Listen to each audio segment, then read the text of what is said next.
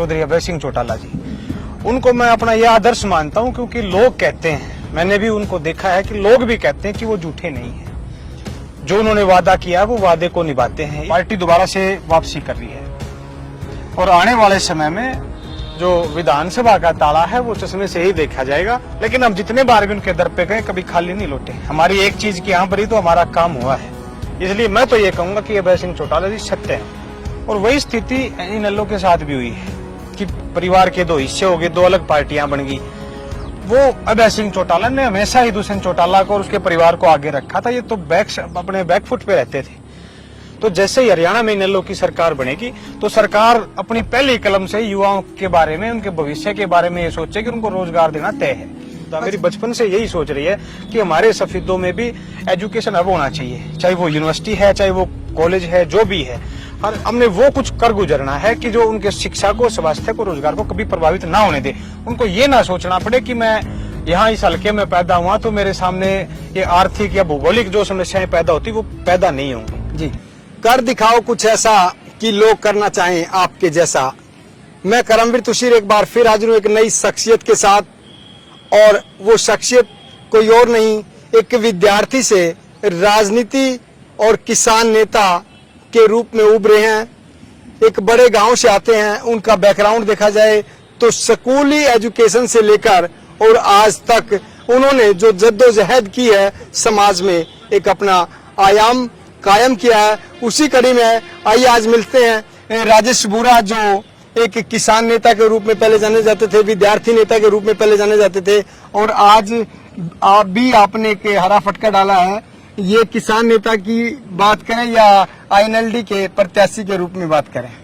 सबसे पहले तो सर मैं आपके चैनल के सभी दर्शकों को नमस्कार करता हूँ। और ये हरा रंग तो किसान का बचपन से ही उसके साथ ही पैदा होता है, क्योंकि मैं किसान का बेटा हूँ। देखो, पार्टी का रंग हरा है तो वो तो एक अलग बात है, लेकिन मैं किसान का बेटा हूँ तो ये हरा रंग तो मेरे साथ बचपन से ही जुड़ा है। और अभी ये सावन का जो महीना है, मौसम है, ये भी हरे रंग का ही प्रतीक है, तो हरा रंग तो साथ रहना लाजमी है।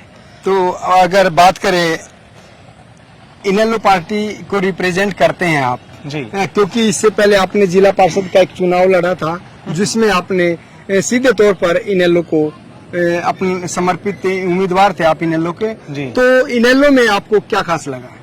देखिए सर, मैं अपनी तरफ से कहना चाहूँ तो इनेलो का एक समर्पित कार्यकर्ता ला लो या एक ऐसा ला लो कि मैं इनेलो को बहुत कुछ मानता हूँ। क्योंकि इनेलो के जो नेता हैं चौधरी अभय सिंह चौटाला जी, उनको मैं अपना ये आदर्श मानता हूँ, क्योंकि लोग कहते हैं, मैंने भी उनको देखा है कि लोग भी कहते हैं कि वो झूठे नहीं हैं। जो उन्होंने वादा किया वो वादे को निभाते हैं, इसलिए वो मेरे आदर्श हैं। कोई भी नेता है जो पब्लिक के हित की बात करता है और सच्चा है, वो मेरा आदर्श है। लेकिन बस सबसे अच्छे मेरे को अभय सिंह चौटाला जी लगते हैं, और मतलब कि कॉलेज के टाइम से ही मैं उनकी पार्टी के साथ जुड़ा हुआ हूँ।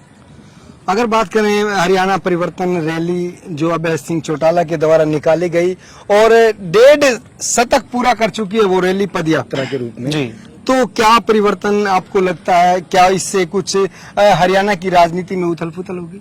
जी बिल्कुल होगी। इनेलो की भूमिका जो निर्णायक रहने वाली है।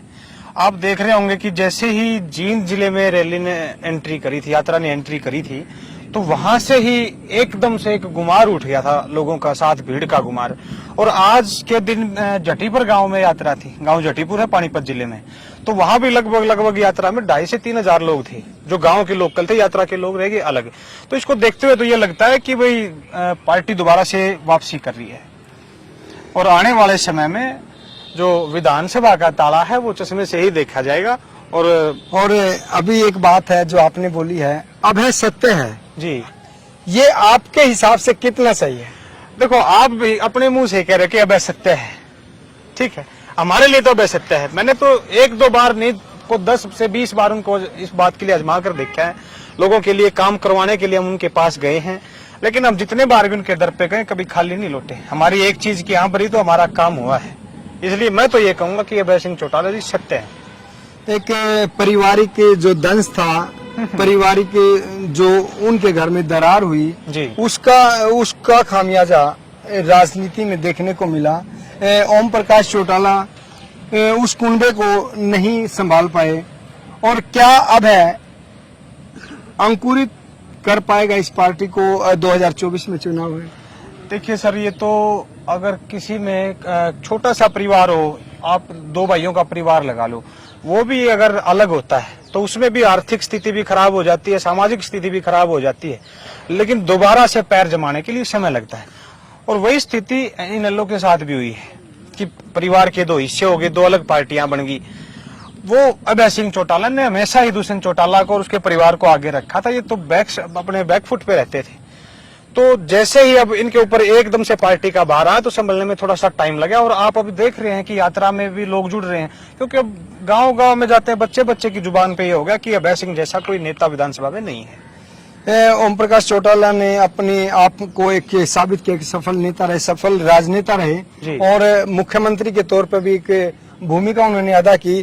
तो यहाँ पर युवा हैं आप, और युवाओं को कहाँ देखते हैं? अगर इनेलो पार्टी सत्ता में वापसी करती है या फिर जो सरकार बनाने में कामयाब होती है, तो युवाओं के लिए क्या रहने वाला है? देखो सर, इनेलो पार्टी तो निश्चित ही सरकार बनाने में अब की बार कामयाब होगी। युवाओं का अभय सिंह चौटाला जी ने जो मुद्दा उठाया है, रोजगार का मुद्दा, क्योंकि हर घर से जब एक युवा पढ़ लिख कर बड़ा होकर के जब वो एक युवा की स्थिति में आता है, युवा बन जाता है, तो निकलता उसका जो सबसे बड़ा एक महत्वपूर्ण होता है वो है उसका रोजगार। और रोजगार के ब्याप पे उसका घर चलता है और रोजगार के लिए ही वो दर दर की ठोकरें खाता है।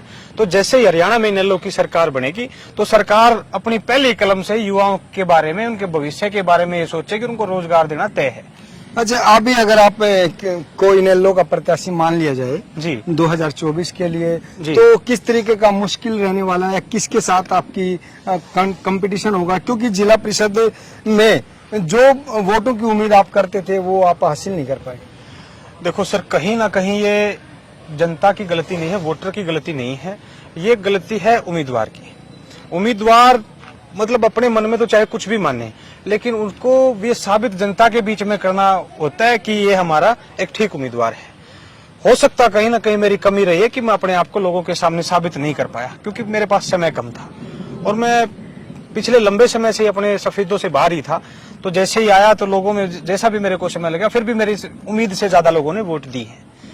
जैसा कि आप जीते हुए कैंडिडेट का और मेरा अगर आप फासला मानोगे तो उनकी मेहनत का समय और मेरी मेहनत का समय देखोगे तो फासला कुछ भी नहीं है। युवा के लिए आप क्या प्लान करके बैठे हैं? क्योंकि टिकटार्थी जो थे सबको आजमाया गया है जी। और अगर आपके ऊपर इनेलो दाव खेलते तो आपने सफेदो हल्के के लिए क्या सोच रखा है? आखिरी सवाल। देखो सर, एक छात्र होने के नाते सबसे पहले तो मैं युवाओं के लिए शिक्षा की बात करूंगा, क्योंकि जब तक लोग शिक्षित नहीं होंगे, जब तक कोई भी युवा शिक्षित नहीं होगा तो वो अपना मुकाम हासिल नहीं कर सकता। तो मेरा मानना ये, मेरी बचपन से ही सोच है, ये नहीं कि मैं राजनीतिक मुद्दा, मेरी बचपन से यही सोच रही है कि हमारे सफेदों में भी एजुकेशन हब होना चाहिए, चाहे वो यूनिवर्सिटी है, चाहे वो कॉलेज है, जो भी है। हर एजुकेशन का अगर हब होगा तो यहीं से रोजगार के माध्यम खुल जाते हैं, यहीं से रोजगार के साधन उपलब्ध होंगे। देखो 3 चीजें मुख्यतः होती हैं किसी भी नेता के लिए, शिक्षा, स्वास्थ्य और रोजगार। क्योंकि किसी भी परिवार को, किसी भी समाज को ये 3 चीजें बहुत ज्यादा प्रभावित करती हैं। अगर हमारी इनकम कम है तो हम अपने बच्चों को किसी अच्छे स्कूल में या महंगे स्कूल में नहीं पढ़ा सकते, स्वास्थ्य के लिए किसी अच्छे हॉस्पिटल नहीं जा सकते। और तीसरी बात आती है फिर रोजगार की। जब रोजगार नहीं तो ये दोनों चीजें उससे प्रभावित होंगी। तो हमारा ये मानना है कि हल्के वासियों के लिए, युवाओं के लिए, आने वाली पीढ़ियों के लिए हमने वो कुछ कर गुजरना है कि जो उनके शिक्षा को, स्वास्थ्य को, रोजगार को कभी प्रभावित ना होने दे। उनको ये ना सोचना पड़े कि मैं यहाँ इस हल्के में पैदा हुआ तो मेरे सामने ये आर्थिक या भौगोलिक जो समस्याएं पैदा होती वो पैदा नहीं होंगी। जी धन्यवाद। सत्ता, समय और समर्थन में बार बार कहता हूं, कभी एक के नहीं हो सकते।